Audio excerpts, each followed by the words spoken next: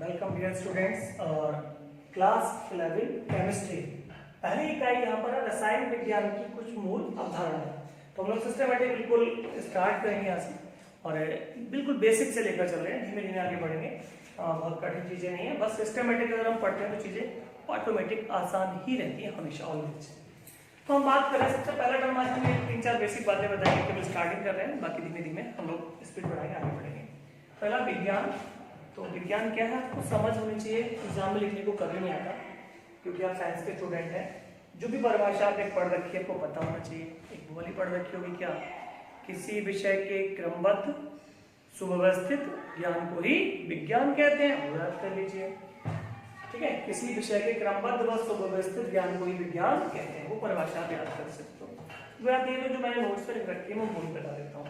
क्या है विज्ञान, एक्चुअली है क्या? विज्ञान जो है किसी विषय या परिघटना, किसी विषय या परिघटना। अब परिघटना क्या है कि परिघटना कोई परिघटना ही हो सकती है, कोई पिंड आके पृथ्वी से टकरा गया वो भी एक परिघटना है। ये पेन है मेरे हाथ में, मार्कर है, हाथ से छूट गया, ये नीचे गिर गया, ये भी क्या है, परिघटना है। तो किसी विषय अथवा परिघटना के विषय में क्या करना, प्रयोग करना, फिर क्या करना, प्रेक्षण करना, और फिर क्या करना, ज्ञान प्राप्त करना। ज्ञान प्राप्त करना, प्रयोग प्रेक्षण से ज्ञान प्राप्त करना ही विज्ञान है। ज्ञान प्राप्त करना, ठीक है। प्रयोग मतलब जो मैंने काम किया वो प्रयोग है, प्रेक्षण जो कुछ मैंने देखा वो प्रेक्षण है, उसके बाद जो मुझे ज्ञान प्राप्त हुआ वही क्या है, विज्ञान है। तो विज्ञान समझ में आया। जैसे ये मार्कर मेरे हाथ में, मैंने छोड़ कर देखा, मैं देखता हूँ छोड़ूंगा तो क्या होगा, तो मैंने छोड़ा इसे, ये क्या था, मेरा प्रयोग था। प्रेक्षण, मैंने क्या देखा कि छोड़ने पर ये मार्कर जमीन क्यों जाने लगता है, ये क्या है, प्रेक्षण है। फिर मैंने कहा ऐसे कैसे हो गया, फिर मैंने दूसरा डस्टर उठा के देखा है, इसके साथ से मैं एक्सपेरिमेंट किया, छोड़ा इसे, ये भी नीचे गया। प्रयोग प्रेक्षण, तो कई बार प्रयोग प्रेक्षण डिस्कस किया, मैंने पाया कि कोई भी वस्तु सही है, जब जब हम छोड़ते हैं तो वो नीचे ही जाती है। तो मुझे ज्ञान प्राप्त हो गया क्या, कि प्रत्येक वस्तु को हवा में छोड़ने पर वो जमीन की ओर जाती है। न्यूटन ने भी ऐसे नहीं किया था, गुरुत्वाकर्षण का नियम। तो किसी विषय अथवा परिघटना के संबंध में प्रयोग प्रेक्षण के द्वारा ज्ञान प्राप्त करने की जो विद्या है, जो आर्ट है, जो टेक्नोलॉजी है, वही विज्ञान कहलाती है। अब विज्ञान में हम लोगों को यहाँ पे क्लास में क्या स्टडी करना है, हमें स्टडी करना है कि रसायन विज्ञान पर फोकस है। मैं केवल आपको रसायन विज्ञान ही पढ़ाने वाला हूँ। तो विज्ञान की बहुत सारी शाखाएं हैं, भौतिक विज्ञान, रसायन विज्ञान, जीव विज्ञान, अंतरिक्ष विज्ञान, भूगर्भ विज्ञान, बहुत सारी, चिकित्सा विज्ञान। मैं यहाँ पर जो ब्रांच में आपको पढ़ाऊंगा वो है रसायन विज्ञान। क्या होता है कि विषय को कई शाखाओं में बांट देने से उसका अध्ययन सरल हो जाता है। तो हम यहाँ पर केवल क्लास 11 में रसायन विज्ञान पढ़ने वाले हैं।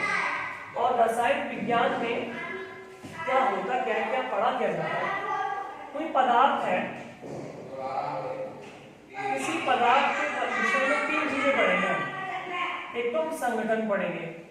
संगठन का मतलब किन किन तत्वों से, अवयवों से मिलकर बना हुआ है। नंबर 2, उसके अंदर कौन कौन सी प्रॉपर्टीज है, गर्म करने पर क्या होता है, ठंडा करने पर क्या होता है, और किन किन परिस्थितियों में उसके गुणों में परिवर्तन आ जाता है।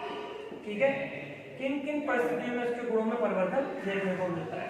तो समझिए रसायन विज्ञान क्या है, रसायन विज्ञान विज्ञान की एक शाखा है। क्लियर, रसायन विज्ञान क्या है, विज्ञान की एक शाखा है जिसमें हम पदार्थ के संगठन, गुण और गुणों में होने वाले परिवर्तनों का अध्ययन करते हैं। एक उदाहरण बताओ, जैसे जल है, ठीक है, तो इसका संगठन क्या है, इसका संगठन सर ये है कि ये 2 परमाणु, 2 हाइड्रोजन के परमाणुओं और 1 ऑक्सीजन के परमाणुओं से मिलकर बना है। संगठन क्या है, हाइड्रोजन और ऑक्सीजन के परमाणुओं से मिलकर बना है 2:1 के अनुपात। संगठन क्या हो गया इसका जल का, कि ये हाइड्रोजन ऑक्सीजन के परमाणुओं से मिलकर बना है 2:1, 2 परमाणु इसके एक। गुण, गुण क्या है इसका, रंगहीन, गंधहीन, स्वादहीन। ना इसका कोई रंग है, ना इसकी कोई गंध है, ना इसका कोई स्वाद है। तो ये सब क्या है, इसके गुण है। ठीक है, रंगीन होता है, गंधहीन होता है, स्वादहीन होता है।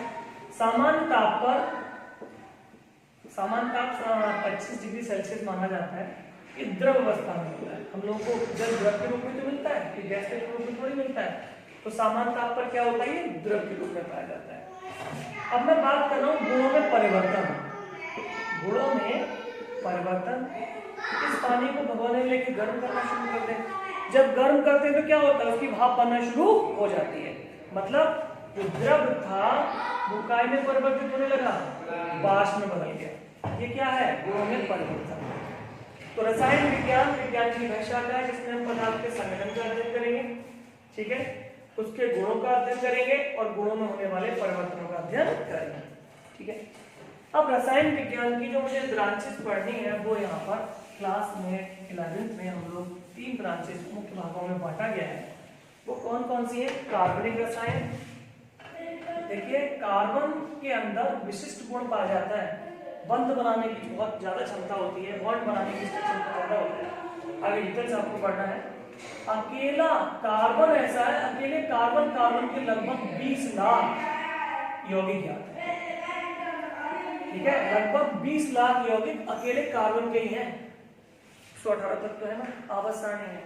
अकेले कार्बन के कितने तत्व ज्ञात हैं, 20 लाख। तो कार्बन के तत्वों को एक साथ अध्ययन करने के लिए विज्ञान की जो शाखा बनाई गई है वो क्या है, कार्बनिक रसायन। इसमें हम कार्बन और उसके यौगिकों का अध्ययन करने वाले हैं, तो बात की बात नहीं कर रहे हैं। दूसरा, कार्बन के यौगिक दुनिया में एक तरफ और शेष सभी तत्वों के यौगिक एक तरफ। क्योंकि कार्बन कितने ज्यादा है, तो दुनिया में जितने भी यौगिक हैं अकेले कार्बन के यौगिक एक तरफ और शेष सभी तत्वों के यौगिक एक तरफ। तो कार्बन के यौगिकों का अध्ययन रसायन विज्ञान की शाखा में करेंगे, वो क्या कहलाएगी, कार्बनिक रसायन। कार्बन के अलावा अन्य जितने तत्व हैं उन सबका अध्ययन और उन सबके यौगिकों का अध्ययन रसायन विज्ञान की शाखा में करेंगे, वो कहलाएगी अकार्बनिक रसायन कहलाएगी। अब चाहे आप कार्बनिक यौगिक का अध्ययन कर रहे हो आप, और चाहे किसी अकार्बनिक यौगिक का अध्ययन कर रहे हो, अध्ययन करने के लिए निश्चित रूप से हमें कुछ नियम और सिद्धांत चाहिए जिनका हमें पालन करना ही होगा। ठीक है, तो यौगिकों का, कार्बनिक अथवा अकार्बनिक यौगिकों का अध्ययन करने में जिन नियमों और सिद्धांतों का पालन किया जाता है, उन नियमों और सिद्धांतों को स्टडी करने के लिए रसायन की एक अलग शाखा बनाई गई है जो कहलाती है भौतिक रसायन। तो ये यहाँ पर आपको क्लियर हो गया होगा। बेसिक मैंने स्टार्ट किया है, बाकी कल से लेक्चर हम लोग पढ़ेंगे। ये नोट्स आपको जैसा मैं बोल रहा हूँ इसी भाषा में लिखे हुए उपलब्ध करा। Okay, thank you for watching.